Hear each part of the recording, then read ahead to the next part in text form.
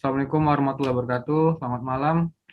Di sini kami akan menjelaskan tentang penyambungan kabel secara langsung dan tidak langsung. Nama kelompok nama kelompok kami: 1. Hernando Rarjo, 2. Yusril, 3. Ilham Prana Putra, 4. Ananta Sakti, 5. Novrenanda. Penjelasan pertama akan dijelaskan oleh Anas. Pada Anas, dipersilakan. Penyambungan kabel serabut dengan kabel tunggal jarang terjadi dan selama ini saya belum mendapatkan kabar tentang cara menyambung tersebut. Tetapi kadang-kadang kita terpaksa atau terjebak di dalam situasi tersebut. Ada beberapa faktor yang dapat menyebabkan penyambungan kedua jenis kabel yang berbeda dilakukan di antaranya yaitu karena keterbatasan biaya. Mungkin di antara kita ingin menggunakan kabel yang sudah ada, bekas, masih bagus. Memang hal ini sah-sah saja selama kedua kabel tersebut memiliki spesifikasi yang jelas seperti ukuran dan standarisasinya, yaitu SNI dan SPLN. Peralatan yang dibutuhkan: 1. Kabel serabut, 2. Kabel tunggal, 3. Tang kombinasi, 4. Isolasi khusus untuk kabel listrik. Berikut akan dijelaskan oleh Yusril. Pak Yusril, dipersilakan. Cara menyambung. Menyiapkan kabel yang akan disambung.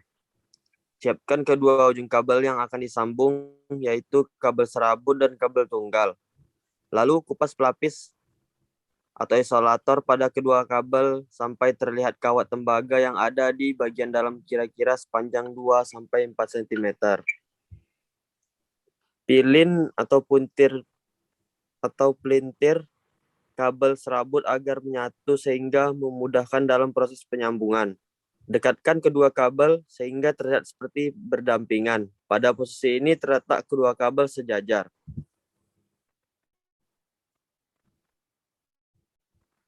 Dua, melilit kabel serabut. Lilitkan kabel serabut pada kabel tunggal sehingga lilitan tersebut menutupi setengah dari kabel tunggal. Berikut akan dijelaskan oleh Ilham Prana Putra. Pada Ilham, dipersilakan. Menarik dan menekuk kabel. Tarik dan tekuk kabel serabut sampai letaknya berseberangan dengan kabel tunggal. Melilitkan sisa kabel. Lilitkan sisa kabel tunggal yang tidak terlihat kabel tersebut sehingga lilitan kabel tunggal dapat menutupi kabel serabut dan kabel tunggal itu sendiri. Berikutnya akan dijelaskan oleh Hernando. Pada Hernando, dipersilakan. Selanjutnya menutup sambungan. Dengan cara ini, maka sambungan akan lebih kuat dan terkoneksi dengan baik.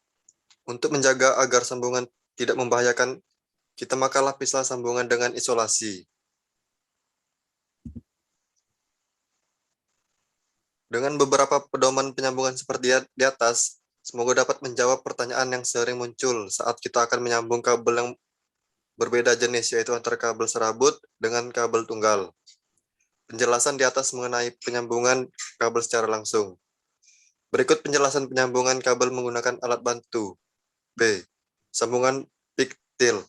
Sambungan ini adalah sambungan yang paling sering digunakan pada instalasi rumah, karena cara penyambungannya yang sederhana dan tidak terlalu sulit, namun membutuhkan ketelitian agar tidak terjadi konsleting.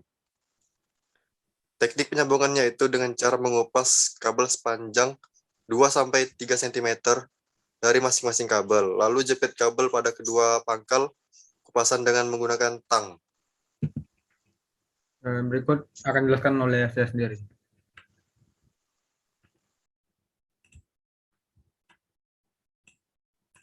Lalu puntir kabel menggunakan tang yang lain dengan cara memuntirnya ke arah kanan atau searah jarum jam. Jangan memutir ke arah kiri karena sambungan akan diisolasi menggunakan pengaman lasdop.